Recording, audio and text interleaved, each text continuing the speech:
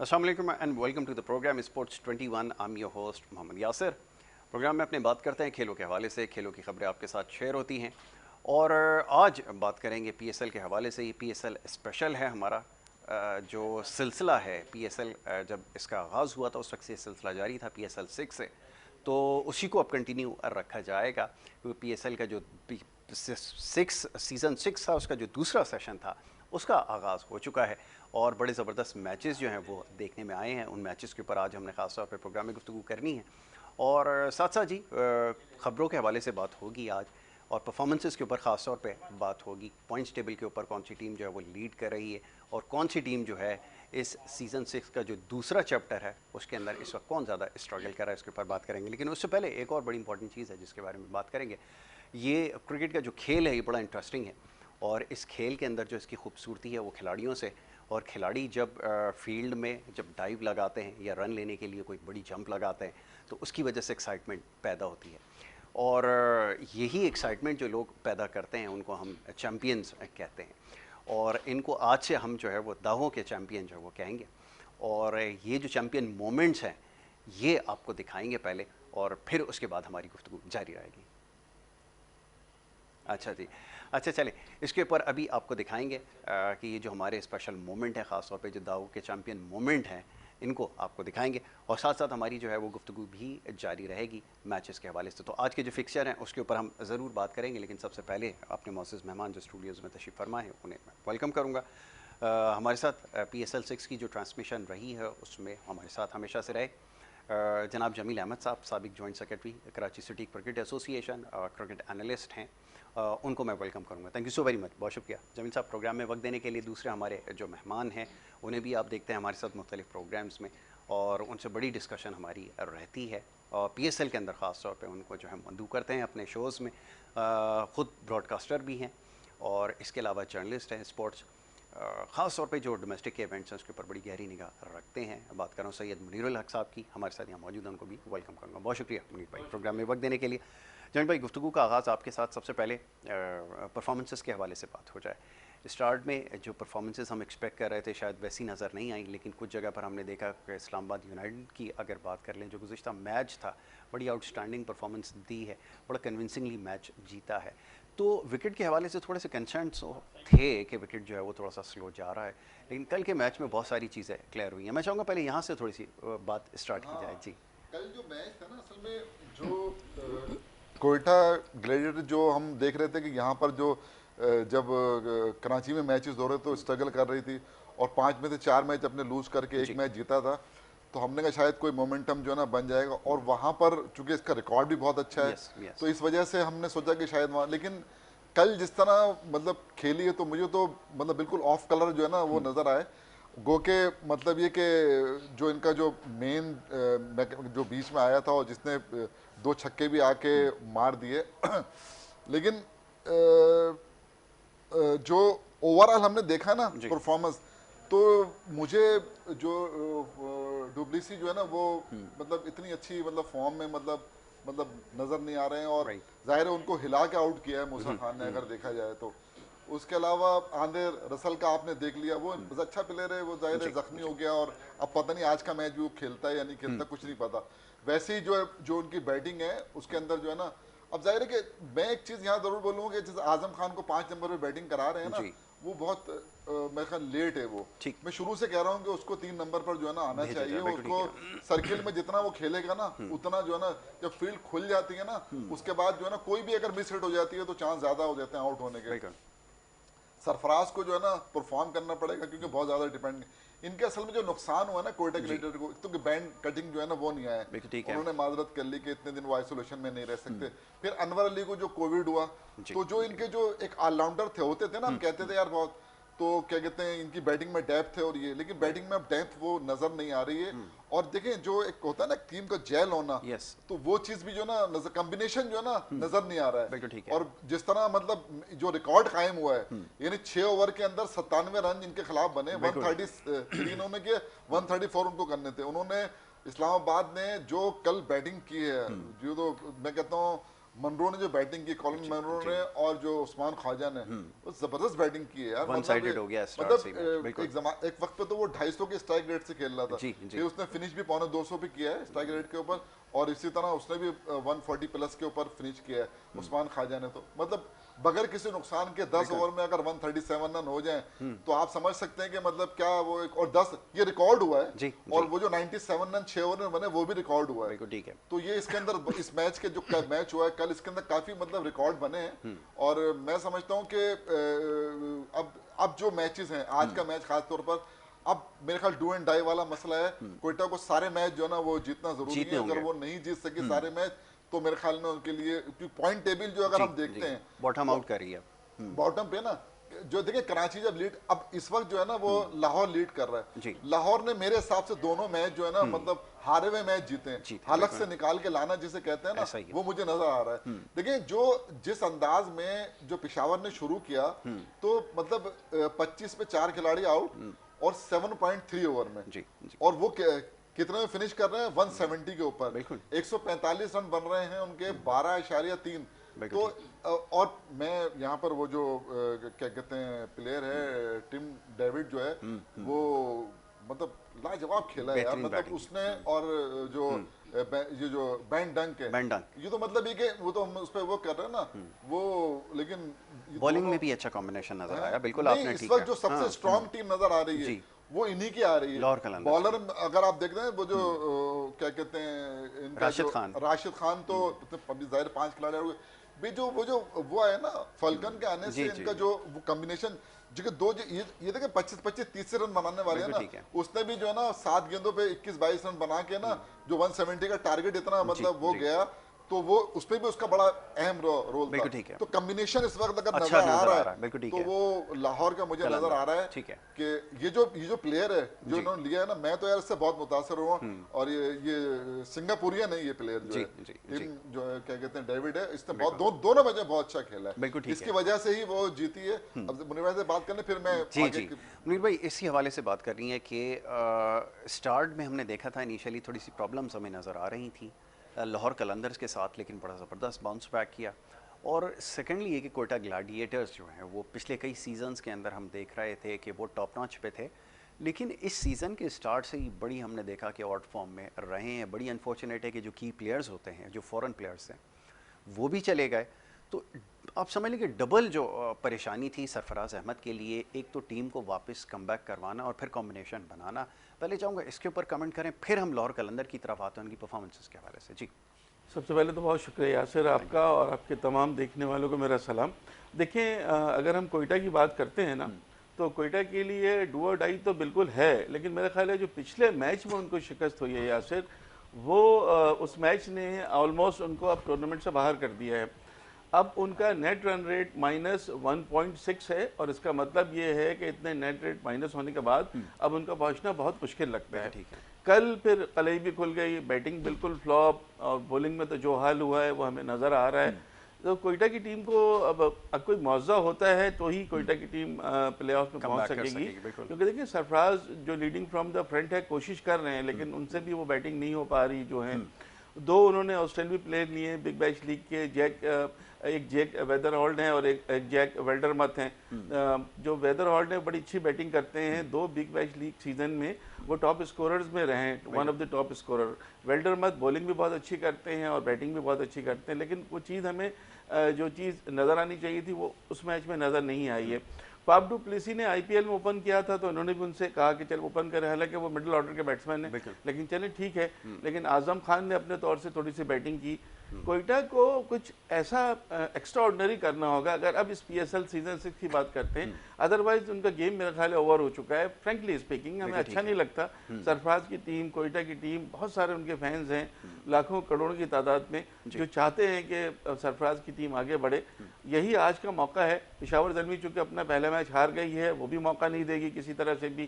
तो आज के मैच के बाद बहुत सारी चीज़ें पता चल जाएंगी, लेकिन ये बिल्कुल सही कहा है जमील भाई ने कि लाहौर की टीम जिस तरह से चली है, और अभी भी ये सेकंड एडिशन जो रीस्टार्ट हुआ, यहाँ पर भी दोनों मैचेस उन्होंने जिस तरह जीते हैं, राशिद खान ने पहले बैटिंग करके दूसरे मैच में 5 लेके जिस तरह जितवाया है, उनके बारे में तो कोई किसी को शक नहीं है कि सब दुनिया के सबसे बेहतरीन स्पिनर हैं।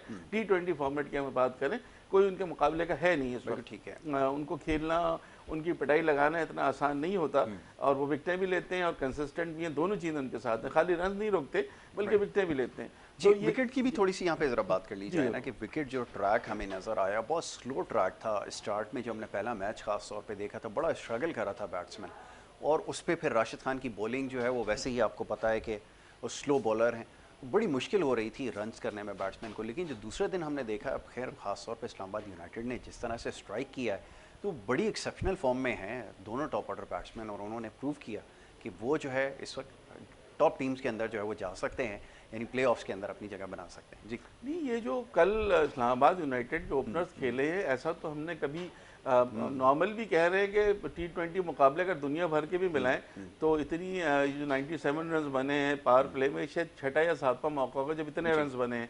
और PSL में जो पिछला रिकॉर्ड था वो 77 रन का था, इन्होंने मजीद 20 रन और ऐड कर दिए उसमें, फिर 10 विकेटों से फतह। तो कल तो ऐसा लग रहा था कि वो किसी क्लब लेवल की टीम की बॉलिंग है, और जिसको जहाँ चाह रहे हैं। आपने देखा ना कंकशन इंजरी में इन्होंने रिप्लेसमेंट लिया नसीम शाह का, और नसीम शाह ने आते ही पहले ओवर में उनको 4 चौके लग गए, 19 रन लग गए।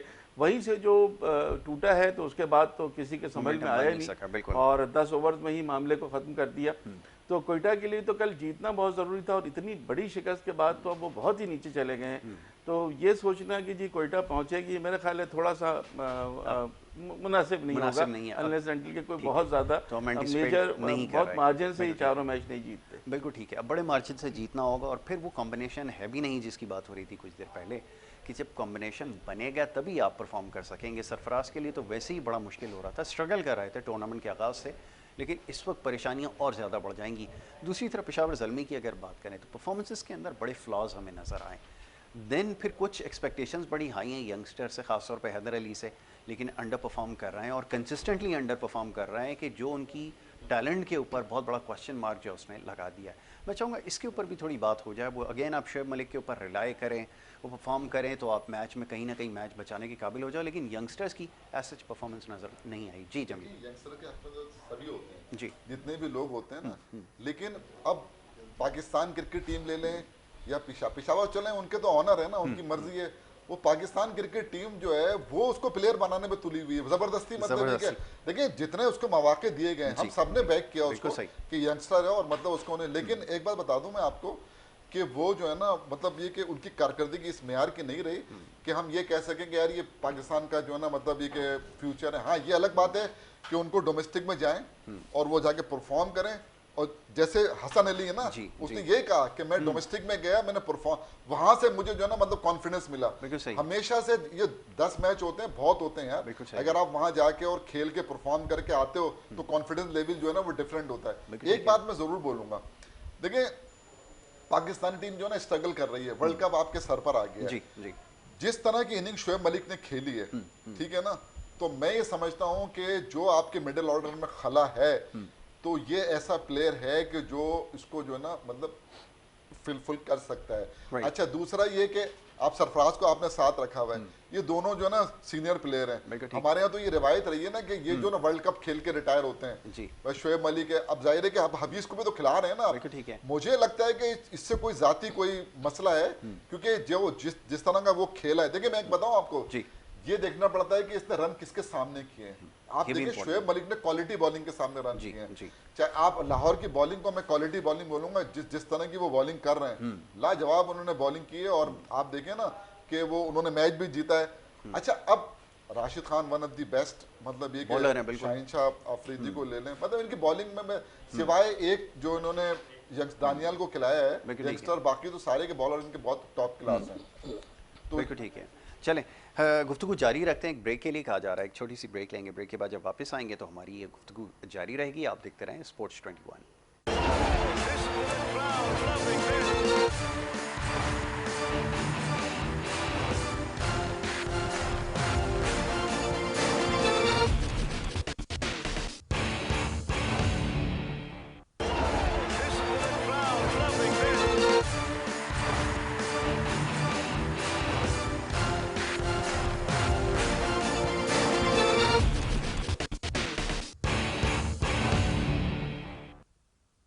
Welcome back. एक दफ़ा फिर आपको खुशामदीद कहेंगे। ब्रेक पे जाने से पहले बात हो रही थी पीएसएल के हवाले से, आज के मैचेस के हवाले से भी बात कर रहे थे। और जनाब एक बड़ी इंपॉर्टेंट बात है कि एक आपको पता है कि एक मैच में जो जान है वो कैसे आती है जब फील्डर्स फील्ड के अंदर डाइव लगाते हैं और बैट्समैन जो है वो रन लेने के लिए बड़ी एक जब वो छलांग लगाता है तो ये मोमेंट होते हैं जिसकी वजह से जो मैच है उसमें जान आती है। और ये सारे जो मोमेंट्स होते हैं यही एक क्रिकेट मैच में जो है वो जान लेकर आते हैं। और ये जो क्रिकेटर्स होते हैं इनको हम कहते हैं जी दावों के चैम्पियन। और इस मैच में भी जो ख़ास तौर पे जो दावों के चैम्पियन मोमेंट्स हैं वो आपको दिखाएंगे जी। This segment is brought to you by heavy dive है। गिर तो सब गए हैं, लेकिन देखते हैं कौन बनेगा सर्फ एक्सेल दागों का चैंपियन।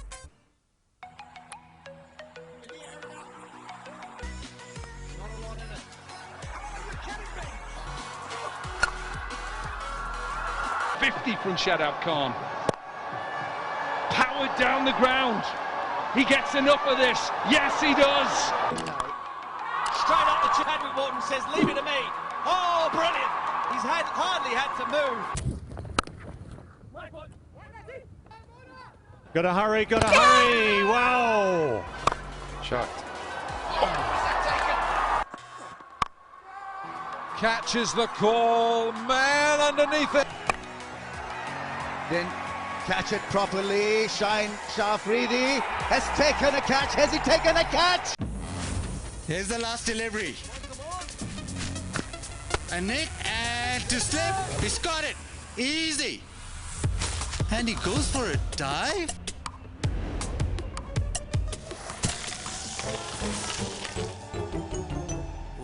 हैवी डाइव है। गिर तो सब गए हैं, लेकिन देखते हैं कौन बनेगा सर्फ एक्सेल दागों का चैंपियन। ये थे जी दागों के चैम्पियन मोमेंट जो आपने देखा। बड़ी ज़बरदस्त इसमें जो है वो कैचेस भी नज़र आए, बड़ी ज़बरदस्त डाइव्स जो हैं इसमें ख़ास तौर पे नज़र आई हैं।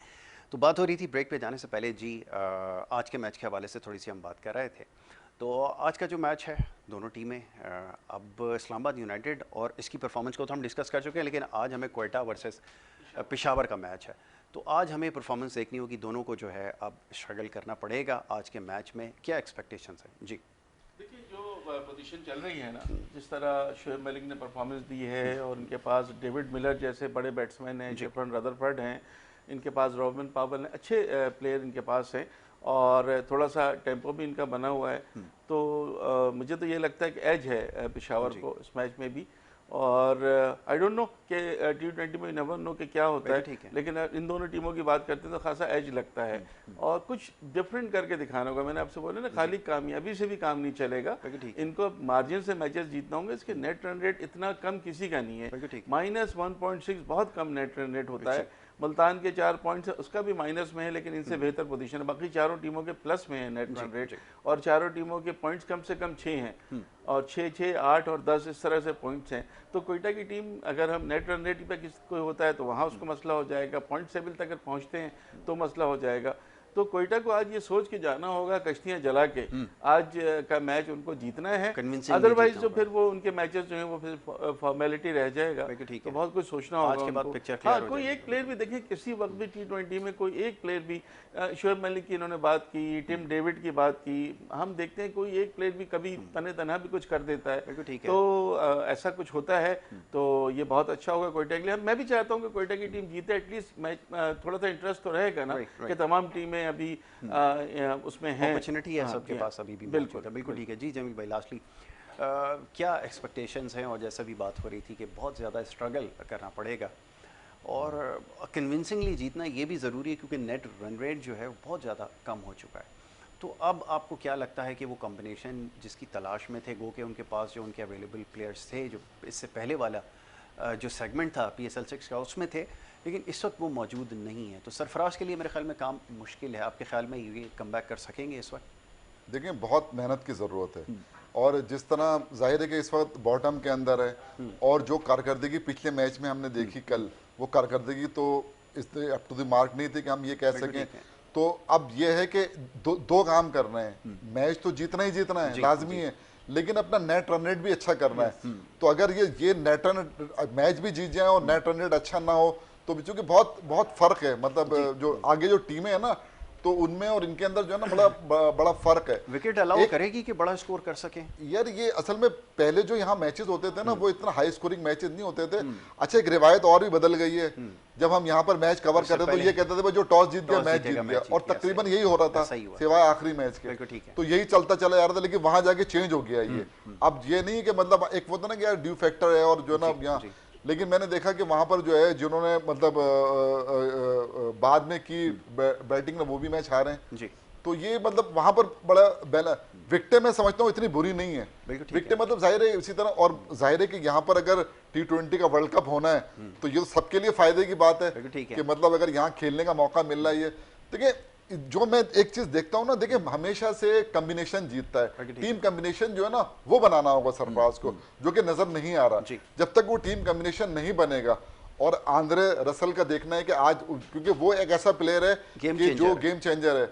अच्छा, आजम खान से भी बड़ी तवक्कुआत हैं कि मतलब कोई बड़ी इनिंग खेल के ना वो कोयटा, जो जाहिर है ये दो प्लेयर ऐसे हैं कि अगर ये बड़ी इनिंग खेलेंगे तो जो हम कह रहे हैं ना कि नेट रन रेट भी अच्छा हो इनका और ये मैच भी जीते, तो जाके मतलब ये बात जो है ना बन सकती है। जहां तक पिशावर का ताल्लुक है, पिशावर अपना मैच तो, लेकिन उनकी बैटिंग और बॉलिंग ये दोनों मतलब अच्छी हैं। ये अलग बात है कि वो जो हैदर अली है वो रन नहीं कर रहा। मुझे बड़ी हैरत है कि इमामुल हक को नहीं खिलाया गया, इसलिए कि इमामुल हक की कारकर्दगी अच्छी थी, और जो अभी उसने इंटरनेशनल जो मैचेस खेले हैं वहां भी उसने अच्छा परफॉर्म किया है। तो मतलब अगर ओपन इससे करा रहे हैं हैदर अली से, वो तो है ही ओपनर, तो अगर उससे जेन्युइन ओपनर है और वो मतलब फॉर्म में है, ऐसी बात नहीं कि फॉर्म में नहीं। बहरहाल ये कि वो जाहिर है कि वो मालिक है, उनकी मर्जी है, जाहिर है वो फ्रेंचाइज ऑनर है कि वो जिसको चाहे वो खिलाएं, जिसको चाहे ना खिलाएं। लेकिन मैं समझता हूँ कि ये जो इसकी जगह बनती है, टीम तो इनकी जो है ना बहुत, बैटिंग तो मैं कहता हूँ बहुत जबरदस्त है। जाहिर है कामरान अकमल अभी तक जो है ना वो चले नहीं, एक मैच हुआ है बहरहाल ये, तो अगर वो भी चलते हैं ऊपर से, तो अगर वो ऊपर चलते हैं तो मैंने देखे जितने मैचों में वो ऊपर से चले वो मैचेस जो है ना एक तरफा हो गए हैं, क्योंकि वो बिल्कुल खत्म कर देते हैं मैच। तो पिशावर भी चाहेगी, क्योंकि अब मतलब देखिए अभी कोई ये जो इस्लाम मैच जीता है ना मुल्तान सुल्तान ने जो कराची किंग को हराया है, उससे उसने भी खतरे की घंटी बजा दी है, क्योंकि उसके पास एक जाहिर 4 पॉइंट हो गए ना उसके भी अब। तो अब मतलब ये कि हम ये नहीं कह सकते कि वो अभी बाहर हो गया चैंपियन, वो भी है जाहिर है। अगर कोई ऊपर से टीमें हारती हैं, ये जीतते हैं और ऊपर आते हैं, तो एक मतलब मुकाबले का रुझान जो एक बना हुआ है, वो मुझे लगता है कि आगे चल के जो मैचेस होंगे, खासतौर पर 1-2 मैचों के बाद जो सूरत हाल होगी ना वो काफ़ी हद तक वाजे होगी। तो पॉइंट टेबल जो है, पॉइंट टेबल के अंदर इस वक्त टॉप के ऊपर तो आपको लाहौर का नंबर जो है, सेकंड नंबर पे इस्लामाबाद है, 6 मैच खेल के 4 जीते हैं और 8 पॉइंट है उनके। 6 मैच जगह 5 जीते हैं वो। इसके साथ कराची किंग जो है वो 6 में से 3 मैच जीते, 3 एवरेज पे वो नंबर 3 पे, और उसके बाद पेशावर नंबर 4 पे। 6 में जिसने खेले 3 इसने वो जीते हैं, 3 हारे, इसके भी 6 पॉइंट है। इसी तरह मुल्तान सुल्तान ने 6 मैच खेले, 2 जीते हैं और 4, अच्छा जो कोयटा है इसने 6 मैच में 5 लूज किए, 1 मैच जीता है। तो ये इनकी वो है तरतीब है। तो अब ये देखते हैं कि आज का मैच जो है ना मतलब किस तरह का होता है, और अगर कोयटा मैच जीतती है तो जान पड़ जाएगी कुछ, मतलब इंटरेस्टिंग हो जाएगा। हाँ, थोड़ा सा बढ़ जाएगा, और अगर वो लूज कर जाती है तो मैं समझता हूँ कि फिर तो बिल्कुल खत्म हो जाएगी। उम्मीद रह गई है कोई अभी भी, क्योंकि ये बड़ा मुश्किल हो रहा था शुरू में भी कि टीम कॉम्बिनेशन अप्लाई नहीं हो रहा था कोई, तो अभी भी वही सूरत हाल है, बल्कि अब तो और ज़्यादा कॉम्प्लिकेटेड हो गई है। तो ये बड़ा एक प्रॉब्लम है। लेकिन दूसरी तरफ पेशावर ज़ल्मी को हमने देखा है कि बड़ी उनकी वॉलेटाइल परफॉर्मेंस, वॉलेटिलिटी ज़्यादा नज़र आई है उनके ग्राफ में। कभी हम देख रहे थे कि बहुत अच्छा उन्होंने स्टार्ट लिया, फिर एक मैच अगला मैच हार गए, फिर दोबारा से उन्होंने उसको कम बैक किया, फिर इस तरह चलता रहा है। मेरे ख्याल में मुश्किल ही नज़र आ रहा है कोयटा ग्लैडिएटर्स के लिए मामला। आप क्या कहेंगे? नहीं, बहुत मुश्किल है। तो ना मुश्किल, अगर हम बिल्कुल बात करें ईमानदारी की, तो बहुत कम चांसेस नज़र आ रहे हैं। जिस तरह के मुल्तान सुल्तान ने, अभी जमील भाई ने कहा ना, कराची किंग्स को हरा के उन्होंने तो अपना एक रखा है मोमेंटम के वो आगे दूसरी टीमों के लिए ख़तरा हो सकते हैं। आपको याद होगा जब ये सेकंड लेग शुरू हुआ था तो 4 टीमें जो टॉप की थी उनके इक्वल पॉइंट्स है, 6-6 पॉइंट्स है। अब एक टीम के 10 हैं, एक टीम के 8 हैं और 2 टीमों के 6-6 हैं। मुल्तान के 2 थे, मुल्तान के अब 4 हो गए। तो मुल्तान तो स्टिल इन कंटेंशन है, लेकिन इनका जो है मेरा ख्याल है शायद आज लास्ट मैच होगा, उस हवाले से कि अगर क्वालिफाई करते हैं या नहीं करते, चीज़ों को देखना पड़ता है ना। बैटिंग ऑर्डर में चेंजिंग कर सकते हैं जो कि ज़रूरत है, जैसे आज़म की बात हो रही थी, बच्चा अच्छी फॉर्म में, उसको ऊपर जो प्रमोट कर दिया जाए, एक्सपेरिमेंट करेंगे आज? देखिए आजम को मेरा ख्याल है थर्ड नहीं तो चौथी पोजीशन पर तो खैर उनको खिलाना चाहिए, लेकिन जैक वेदरहार्ड जो है ना वो कोई परफॉर्मेंस दें, वेल्डर मत दें। इनके पास जो बाहर के दो प्लेयर हैं दोनों बहुत अच्छे हैं, और ये खास तौर से T20 के लिए, बिग बैश लीग के लिए इनकी बहुत अच्छी कारकर्दगी रहती है। तो let's hope for the best for Quetta, but things looks bleak for Quetta gladiators. ठीक है, आपकी आज की जो टीम है फेवरेट, वो कौन सी टीम है? तो सभी की फेवरेट इस वक्त तो वही है जो लेकिन पिशावर ही सबसे है, ज्यादा इसलिए कि जो कारकर्दगी को अगर देखा जाए ना, जी। तो जिस तरह कल कोयटा ने मैच खेला है, तो उस मैच को अगर आप मद्देनजर रखें तो वो तो कारकर्दगी तो कोयटा की जो है ना वो बहुत ही, तो जाहिर है कि अब इस मैच में तो जाहिर है फेवरेट जो है वो पिशावर ही नजर आती है। पिशावर यहाँ से nothing against Quetta, nothing against हाँ, कोयटा, जाहिर बट सी जो चीज नजर आ रही है हम उसको उसको बात तो करेंगे। बात अल्लाह करनी करे जरूरी कुछ ऐसा वो हो कि कोयटा की कल हम तारीफ कर रहे हो अपने ठीक प्रोग्राम है। में, तो होप सो। होपफुली इंशाल्लाह। Thank you so very much, बहुत शुक्रिया सैयद मुनीर उल हक। जमी भाई आपका बहुत शुक्रिया। जमील अहमद खान साहब हमारे साथ यहाँ पे मौजूद थे, और दोनों हमारे मेहमान हजरात यहाँ पर, उनसे हमारी बात हो रही थी आज के मैच के हवाले से, और ख़ास तौर पे इस टूर्नामेंट का जो स्टार्ट हुआ है उसके ऊपर हम बात कर रहे थे। और इंशाल्लाह ये गुफ्तगू आगे भी जारी रहेगी, जैसे जैसे आगे आने वाले मैचेस हैं इसके ऊपर हम गुफ्तगू करेंगे। यहाँ पर आपसे इजाज़त लेने का वक्त है, नेक्स्ट टाइम दोबारा मुलाकात होगी। मोहम्मद यासिर को और हमारी टीम को दीजिए इजाज़त, अल्लाह ने के बाद।